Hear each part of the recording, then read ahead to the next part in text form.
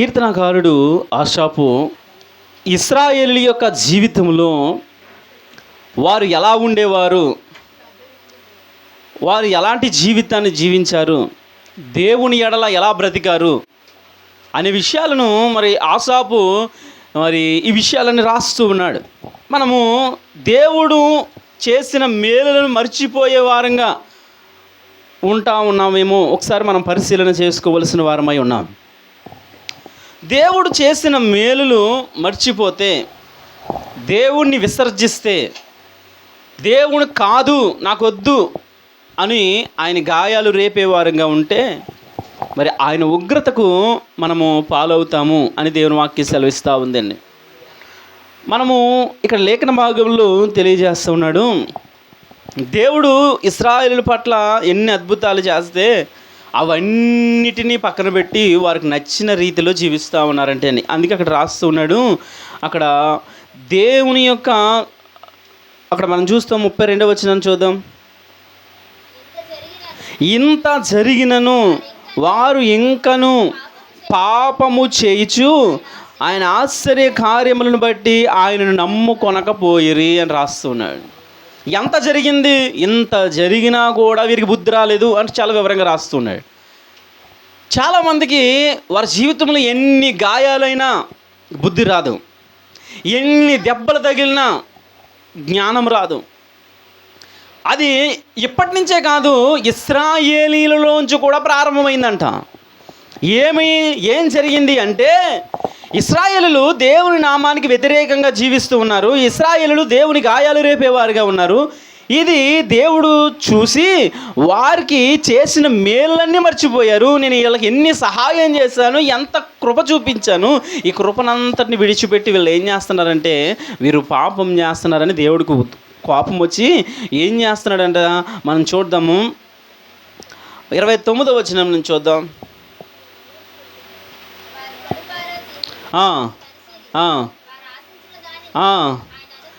వారు ఆశించిన దాన్ని ఆయన అనుగ్రహించెను. వారి ఆశ తీరక మునిపే ఆహారం ఇంకా వారి నోళ్ళలో ఉండగానే దేవుని కోపము వారి మీదకి దిగెను అని రాస్తున్నాడు. దేవుని కోపము మన మీదకి దిగే వ్యక్తులుగా మనం జీవిస్తే చాలా భయంకరము. ఈ విషయాన్ని మనం జ్ఞాపకం చేసుకోవాలి. ఇప్పుడు ఉన్న పరిస్థితులు బట్టి దేవుడు మనతో మాట్లాడుతున్నాడు. ఈరోజు నువ్వు ఇంకను దేవుని గాయాలు రేపే వ్యక్తిగా కనుక ఉంటే దేవుని ఉగ్రత నీ మీదకి దిగి వస్తుందంట. అక్కడ ఏం రాస్తున్నాడు మనం చూస్తూ ఉన్నాము, ఆ దేవుని కోపము వారి మీదకి దిగేను అని రాస్తున్నాడు. ఎందుకు దిగింది అంటే వారికి నచ్చిన జీవితాన్ని జీవిస్తూ ఉన్నారు. దేవుడు వారికి అప్పటికే ఎన్నో అద్భుతాలు చేశాడు. మనం గతించిన వారం చెప్పుకున్నాం, వారికి ఎన్నో అద్భుతాలు చేశాడు. ఏం చెప్పాడు అంటే అక్కడ మనం చూస్తాము 78వ అధ్యాయం మొదటిలోంచి మనం చూస్తే అక్కడ 3వ వచనమును మనం చదువుదాము. మా పితరులు మాకు వివరించిన సంగతులను చెప్పెదను, యెహోవా స్తోత్రార్హ క్రియలను, ఆయన బలమును, ఆయన చేసిన ఆశ్చర్య కార్యములను దాచకుండా వాటిని వారి పిల్లలకు మేము చెప్పేదాము. ఏం చెప్తున్నారంట? ఆయన చేసిన అద్భుత కార్యాలను వివరిస్తూ ఉన్నారంట. అంటే ఆయన ఎన్ని కార్యాలు వారి జీవితాల్లో చేశాడు. ఎన్ని చేశాడు అంటే బానిసత్వంలో నుంచి విడిపించాడు, మరణము నుంచి తప్పించాడు, ఆహారం లేకపోతే ఆహారాన్ని ఇచ్చాడు, నీళ్లు లేకపోతే నీళ్ళు ఇచ్చాడు, సమస్తాన్ని వారికి సమకూర్చిన దేవుడు ఈరోజు ఉగ్రతను ఎందుకు కురిపిస్తూ ఉన్నాడు?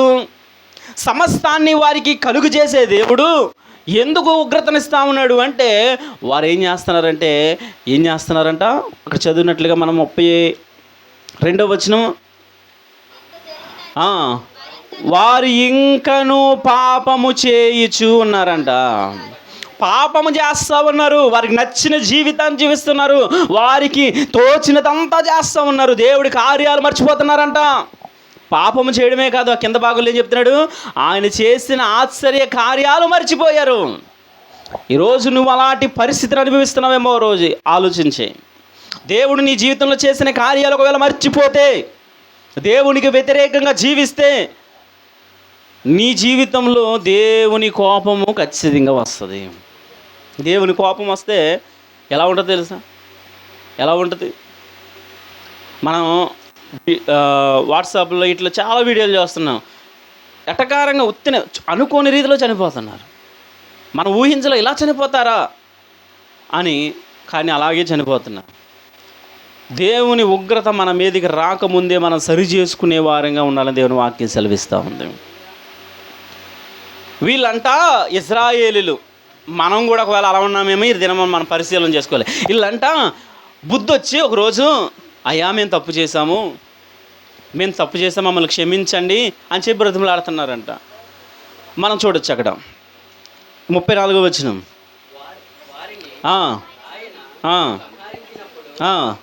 వారు ఆయనను వెదికిరి, వారు తిరిగి హృదయపూర్వకముగా దేవుని బతిమాలుకున్నారంటండి. చూసారా? దెబ్బలు తగిలిన తర్వాత, గాయాలు అయిన తర్వాత, ఓడిపోయిన తర్వాత అన్నీ బాగున్నప్పుడు దేవుని విడిచిపెట్టేశారు. ధనం వస్తుంది, ఆస్తులు ఐశ్వర్యాలు కూర్చుకుంటున్నారు, ఏ తిరుగులేదు, దేవుడు ఏం చేశాడులే, దేవుడు ఏమి చేయలేదు, పర్లేదు, మా బ్రతుకు హ్యాపీగా ఉంది, మాకు ఏం తక్కువ లేదు, మా సంపాదనే మాకు ముఖ్యం, మాకు ఉన్నాయి, ఏమీ లేదని విర్రవీగిపోయారు. ఒక్కరోజుగా దేవుడు కొట్టడం ప్రారంభించాడు. కొడితే ఎలా ఉంటుంది? యోబుని చూస్తాం మనం. ఒక్క రోజులో ఏమైంది? సమస్తము ఊడ్చివేయబడ్డది. అది ఓన్లీ పరీక్షలో అయితే, పరీక్షలో కోల్పోతే రెండింతల ఆశీర్వాదాలు ఉంటాయి, కానీ ఉగ్రతలో కోల్పోతే మాత్రం తిరిగి లేగలేము. ఈరోజు దేవుని వాక్యాన్ని మీరు అర్థం చేసుకుని కనుక మీరు సరి చేసుకుంటే దేవుడు ఖచ్చితంగా దీవిస్తాడు. లేదు, మనకు నచ్చిన జీవితాన్నే, మనకు నచ్చిన బ్రతికిదామంటే తర్వాత ఏం జరుగుతుందో అది మన ఊహలకే దేవుడు అప్పగిస్తాడు. కాబట్టి ఈరోజు నువ్వు తెలుసుకుని నువ్వు సరి చేసుకోవాలని దేవుడు మాట్లాడుతాడు. ఏం చేస్తున్నారంటే తప్పిదములు చేసి, పాపాలు చేసి, వారికి నచ్చినట్టు జీవిస్తున్నారు, ఇష్టానుసారంగా బ్రతుకుతున్నారు. దేవుడు అంటున్నాడు, ఆయన ఎంతగానో బాధపడి వారి మీద ఉగ్రత కురిపిస్తే అప్పుడు వీరికి బుద్ధి వచ్చాయా, మమ్మల్ని క్షమించు ప్రభువా, మమ్మల్ని మన్నించు ప్రభువా, మమ్మల్ని క్షమించు ప్రభువా అని అడిగితే దేవుడు అనుకుంటున్నాడు, నిజమేనేమో, నా బిడ్డలు ఎంత వేదన చెందుతున్నారు, నా బిడ్డ మారిపోయాడు, ఇదిగో గతంలో దేవుని మందిరానికి దూరం అయ్యాడు, కానీ ఇదిగో బ్రతుకులాడుతున్నాడు కదా, ఈరోజు నుంచి దేవుని మందిరానికి వచ్చేస్తాడులే, నన్ను ప్రేమిస్తాడులే, నన్ను విడిచిపెట్టడులే అని అనుకున్నాడంట. కానీ వాళ్ళ ప్రార్థనలు ఎలా ఉన్నాయి తెలుసా? ఎలా ఉన్నాయి? 37వ వచనం చదువుదాం. నోటి మాటతో వారు ఆయనను ముఖస్తుతి చేసిరి, తమ నాలుకలతో ఆయన యొద్ద బొంకిరి. ఆయన ఏమో నిజంగా మారిపోయారేమో, రేపు నుంచి చర్చికి వచ్చేస్తారు మానకుండా, ఈ రోజు నుంచి గంట ప్రార్థన చేసేస్తారు, 21 రోజు ప్రార్థనలకు ఖచ్చితంగా వచ్చేస్తారు, మానకుండా వచ్చేస్తారు, ఉపవాస ప్రార్థనలు 3 దినాలు కనపడతారు అని దేవుడు అంతగానో ఆశపడది వారి కృప చూపిద్దాం అనుకునేవాడికి వాళ్ళు ఎలా ఉన్నారంటే ముఖస్తుతి అంతే దేవుడి ముందు. అది దేవుడికి తెలియదా? నీ ముందు కనిపించే మనిషికి తెలియపోవచ్చేమో, కానీ అంతరంగాలు ఎరిగిన దేవుడికి మాత్రం సమస్తము తెలుసు నీ హృదయంలో ఏముందో. ఆయన నీ హృదయాన్ని పరిశీలన చేస్తున్నాడు. నువ్వు పైకి నువ్వు ఎలా నటించినా పర్వాలేదు, నువ్వు భక్తిపరురాలుగా బ్రతికి నీకు నచ్చినట్లుగా జీవిస్తున్నావు, ఓకే, అది మనిషికి కనిపించకపోవచ్చేమో, కానీ సమస్తాన్ని పరిశీలించే దేవుడు నిన్ను హృదయపూర్వకంగా పరిశీలన చేస్తూ ఉన్నాడు. నీ ఆలోచన ఎలా ఉంది, నీ తీరు ఎలా ఉంది, నీ క్రియలు ఎలా ఉన్నాయి, అన్ని పరిశీలన చేస్తూ ఉన్నాడు. నువ్వు బయటికి కనిపించడానికి ఒక భక్తిపరుడుగా తెల్లని వస్త్రాలు ధరించి ఒకవేళ నీట్గా బైబిల్ పెట్టుకుని వచ్చేచ్చేమో, కానీ నీ అంతరంగంలో చేస్తున్న ప్రతి పాపాన్ని పరిశీలన చేస్తున్న దేవుడు అన్నాడు, నువ్వు ముఖస్తుతి చేస్తున్నావు, కేవలము నా ముందు నువ్వు బొంకుతున్నావు, నటిస్తున్నావు అంతే. నువ్వు నటించే వ్యక్తిగా ఉంటే నేను ఒప్పుకోను. నువ్వు నటించే వ్యక్తిగా కనుక ఉంటే అది నీ జీవితంలోనే శ్రమలు తెచ్చుకున్నవాడు అవుతావు. నటించే వ్యక్తిగా కనుక నువ్వు ఉంటే నీ ప్రమాదం నీకే. ఈరోజు నువ్వు ఆలోచించేయా, దేవుడు ఎంత ప్రేమమయుడు అంటే అంత భయంకరంగా మరి జీవిస్తున్నా దేవుడు అంటున్నాడు 38వ వచనం, ఆయన కృపను చూడండి ఒకసారి.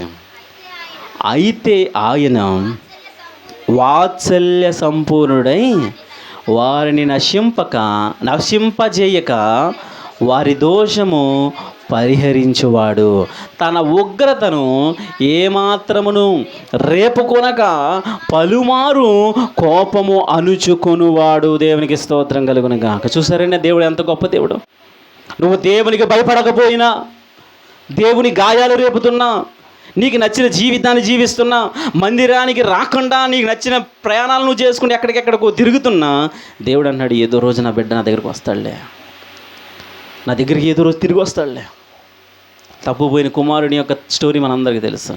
తండ్రి ఏదో రోజు నా కుమారుడు తిరిగి వస్తాడని ఎదురు చూస్తూ ఉన్నాడంటే, ఈరోజు దేవుడు నీ కొరకు కూడా అదే రీతికి ఎదురు చూస్తూ ఉన్నాడు. ఏదో రోజు నా స్నేహితుడు నా కొరకు తిరిగి వస్తాడు. ఈరోజు గాయాలు రేపడలే, ఈరోజు వ్యతిరేకంగా జీవించాడులే.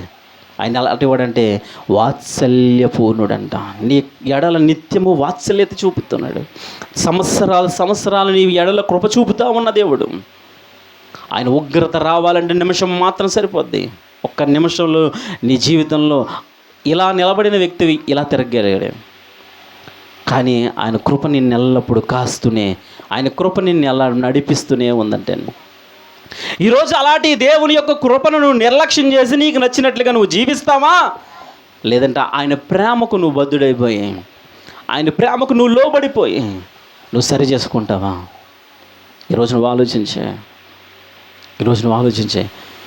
దేవుడు రెండు విధాలుగా దేవుని మనిషిని హత్తుకుంటాడని రాత్రికాల సమయంలో దేవుడు నన్ను బలపరిచిన విషయాన్ని నేను మీ ముందు ఉంచుతాను.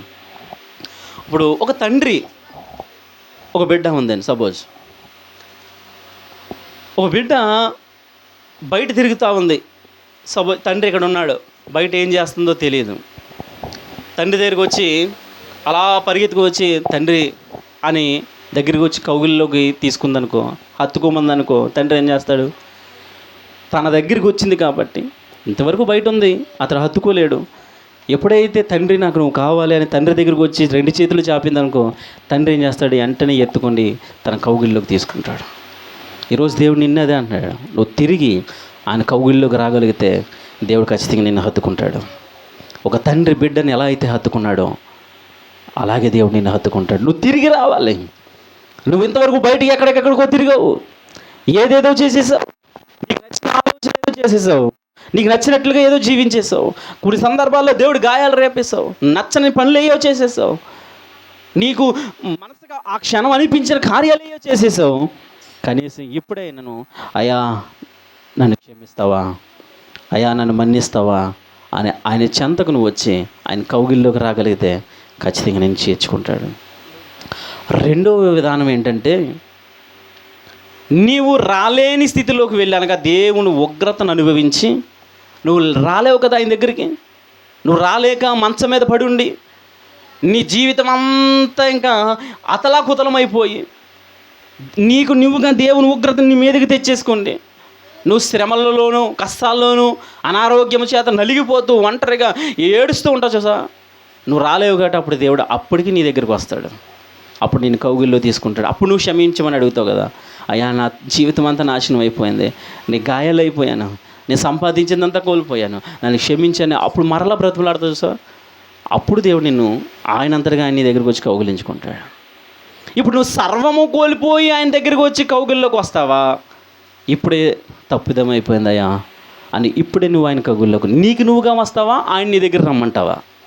ఆయన నీ దగ్గరికి వస్తే నీ సర్వం కోల్పోతావు. నువ్వు చాలా శ్రమలు అనుభవించి అంటే ఆయన నీ దగ్గరికి వచ్చేటప్పటికి నువ్వు అన్నీ కోల్పోతావు. ఎందుకంటే నువ్వు చేసిన అవిధేయమైన కార్యాలు నిన్నంతగా నాశనం చేస్తాయి. లేదు, నా తప్పిదం తెలిసింది, నేను దేవుడికి దూరం అయిపోయాను, దేవుడి గాయాలు రేపుతున్నాను, ఇదిగో దేవుడి మందిరానికి దూరం అయిపోయాను, దేవుని కార్యాలకు దూరం అయిపోయాను, నేను దేవుని మందిరానికన్నా వేరే దాన్ని ఏదో ప్రేమిస్తున్నాను, అది కాదు నాకు ముఖ్యము. నా దేవుడే నన్ను బ్రతికించినది, నా కుటుంబాన్ని ప్రేమించినది, నా కుటుంబంలో ఉన్న ప్రతి ఒక్కరిని ఈరోజు ఆరోగ్యంగా ఉంచినది ఆయన కృప కాబట్టి, ఆయన కృపను బట్టి నేను జీవిస్తున్నాను కాబట్టి అయ్యా నీ కృపలో నన్ను బలపరచు అయ్యా, నా కుటుంబం ఈరోజు సంతోషంగా ఉంది. చాలామంది మరి మనం చూస్తున్న అస్సాము వీడియో కానీ లేదంటే ఇప్పుడు చైనాలో భయంకరమైన వరదలు వస్తూ ఉన్నాయి, ఈ వీడియోలు అన్నీ చూస్తుంటే శవాలు తేలుతూ ఉన్నాయని. తండ్రి బిడ్డల్ని ఒక బుట్టలో పెట్టి ఆయన వాళ్ళ పిల్లల్ని బ్రతికించి ఆయన చనిపోయాడు. ఇలాగా అనేక రకాల వీడియోలు వస్తున్నాయి. ఇప్పుడు మన ఇంట్లో ఉన్న వాళ్ళు ఒకలో ఇద్దరు బ్రతికుని మిగిలిన అందరూ చనిపోతే, లేదంటే ఒకలే బ్రతికుని అందరూ చనిపోతే, ఇలాంటి భయంకరమైన పరిస్థితులు బయట అనుభవిస్తూ ఉన్నారు. కానీ దేవుడు నిన్ను, నీ కుటుంబాన్ని సౌఖ్యంగా ఉంచి శ్రేష్టమైన జీవితాన్ని నడిపిస్తున్న దేవుడికి నువ్వు ఎలా ఉన్నావంటే ముఖస్తుతి చేసే వ్యక్తిగా ఉన్నావు. ముఖస్తుతి చేస్తున్నావంతే. ఏదో ఆదివారం వద్దాం, ఆరాధన చూసుకుందాం, ఏదో గంట ప్రార్థన చేద్దాం, సరిపోద్దులే, ఏదో దేని సన్నిధిలో గడిపేద్దాంలే, పాస్టర్ గారు బాధపడలేకో, పాస్టర్ గారు బాధపడలేకో, లేదంటే మరి సంఘ విశ్వాసిని కదా దేవుని మందిరానికి వెళ్ళకపోతే నలుగురు నన్ను అడుగుతారేమో ఉద్దేశంతో రావడం ఈ దినములో ముఖస్తుతి చేయడం అంటున్నారు. అలాంటి ముఖస్తుతి నువ్వు దేవుని మందిరం దగ్గర నువ్వు చేస్తే నీకు చెల్లుబాటు అయిపోద్దేమో. దేవుడు మాత్రం సమస్తాన్ని పరిశీలన చేస్తూ ఉన్నాడు. దేవుడు సమస్తాన్ని చూస్తూ ఉన్నాడు. గతంలో నీ జీవితం ఏమిటి, గతంలో నీ బ్రతికేమిటి, ఈరోజు దేవుడు నిన్ను ఎలా ఉంచాడు, ఇది నువ్వు చూసుకొని నువ్వు ఆయన ఆరాధించే వ్యక్తిగా ఉండాలంట. వాళ్ళు ఏం చేస్తున్నారు అక్కడ మనం చూస్తున్నాము 32వ వచనము, ఇంత జరిగినను ఇంకను పాపము చేయొచ్చు, ఆయన ఆశ్చర్య కార్యములు బట్టి ఆయనను నమ్ముకొనకపోయారు. ఆయన ఆశ్చర్య కార్యాలను బట్టి అయినా మనం నమ్ముకోలేకపోతున్నారు. ఆయన నీ జీవితంలో చేసిన మేలులు బట్టి అయినా ఆయన ఆరాధించలేకపోతున్నారు. అవును ప్రభువా, నా జీవితంలో నా బ్రతికిది, నా జీవితం ఇది, నా స్థితి ఇది, ఈరోజు నన్ను ఇంత శ్రేష్టమైన కృపలో ఉంచిన దేవా నీకు స్తోత్రాలని ఆ మాటను బట్టి అయినా, ఆ చేసిన మేలులు బట్టి అయినా నా దగ్గర రాలేకపోతున్నారని దేవుడు బాధపడుతున్నాడు. ఈరోజు నీ జీవితం ఎలాంటిదో ఒక్కసారి కొద్దిగా వెనక్కి వెళ్ళాలి. నీ జీవితం ఎలాంటిదో ఒక్కసారి కొన్ని సంవత్సరాలు బ్యాక్ వెళ్తే ఎంత నీచమయమైన బ్రతుకులు మన జీవితాల్లో. ఈరోజు దేవుడు ఎంత వెలుగునిస్తే, గతించిన జీవితంలో ఎంతో చీకటిని అనుభవించిన మన బ్రతుకుల్లో ఈరోజు ఎంత వెలుగునిస్తే, ఆ వెలుగును విడిచిపెట్టి, ఆ వెలుగునిచ్చిన దేవాది దేవుని విడిచిపెట్టి నీకు నచ్చిన జీవితాన్ని మరలా వెనక్కి వెళ్ళిపోతున్నావేమో. ఈరోజు ఆలోచన చేసుకో. దేవుని ఉగ్రతకు నువ్వు పాలైపోతావా, దేవుని సన్నిధిని అనుభవిస్తావా? ఈరోజు నువ్వు తెలుసుకోవాలి. దేవుని ఉగ్రతను కావాలి అనుకున్న వారు మీకు నచ్చిన జీవితాన్ని జీవించవచ్చు. ఆయన ఉగ్రత వస్తే ఎలాంటి భయంకరమైన పరిస్థితిని అనుభవిస్తామో. నీకు రెండు, నీకు నువ్వుగా ఆయన కౌగుల్లోకి వచ్చేస్తావా, లేదంటే ఆయన నీ ఆయన తీసుకోవాలా? ఆయన తీసుకోవాలంటే నువ్వు చితికిపోతావు. నీ జీవితంలో చాలా శ్రమలు అనుభవించవలసి వస్తుంది. అదే నీకు నువ్వుగా సరి చేసుకుని వస్తే దేవుడు ఖచ్చితంగా నిన్ను ప్రేమిస్తాడు. ఆయన ప్రేమమయుడు. ఈ లోక స్నేహాల కన్నా గొప్ప స్నేహం యేసు ప్రభు వారిది. ఆయన స్నేహం ఎవరిదైనా. ఈ దినాల్లో మరి ఫ్రెండ్షిప్ డే అని మనం చాలా సందర్భాల్లో మరి ఈ దినము ఎన్నో ఫోటోలు స్టేటస్లు పెట్టుకుంటాం. ఆ స్నేహితులు నీ కష్టంలో వస్తారా? ఒక్కలైనా నా స్నేహితుడు నా యేసు ప్రభు వారు అని చెప్పగలుగుతున్నారా? నీ స్నేహితురాలు, నీ స్నేహితుడు నీ కష్టంలో వచ్చి నిలబడతారా? శ్రమలలో వచ్చి నిలబడతారా? నీ ఆపదలో వచ్చి నిలబడతారా? కానీ నా యేసు ప్రభువారు నీ కొరకు తన కలువరి శిలువలో ప్రాణాన్ని అర్పించేశాడు. ఇంతగా ప్రేమించే స్నేహితులు ఎవరుంటారు ఈరోజు? స్నేహితుడా, ఆయన మన స్నేహితుడండి, మంచి ఫ్రెండ్. నీ కొరకు నా కొరకు కలువరి శిలువలో యాగమైన వాడు, తన రక్తాన్ని నీ కొరకు దారబోసిన దేవుడు. అంత స్నేహము ఇంకెవరిదైనా నీ దగ్గర కనిపిస్తుందా? ఈరోజు అలాంటి స్నేహాన్ని విడిచిపెట్టి నీకు నచ్చిన స్నేహాన్ని నువ్వు చేస్తున్నావేమో. అలాంటి స్నేహితుని విడిచిపెట్టి లోక స్నేహాన్ని, నీకు నచ్చిన స్నేహాలయ్యో నువ్వు చేస్తూ జీవిస్తున్నావేమో. ఈరోజు నువ్వు ఆలోచించి సరి చేసుకో. దేవుడు మరొకసారి నిన్ను హెచ్చరిస్తూ ఉన్నాడు. నీకు నచ్చిన జీవితాన్ని జీవించి నీకు నచ్చిన బ్రతుకును బ్రతుకుతావా, లేదంటే సరి చేసుకుని ఆయన కౌగిట్లోకి వస్తావా? నేను పరిశీలన చేసుకుందాం. దేవుడి మాటలు మన వెనుకల్లో దీవించి ఆశీర్వదించును గాక.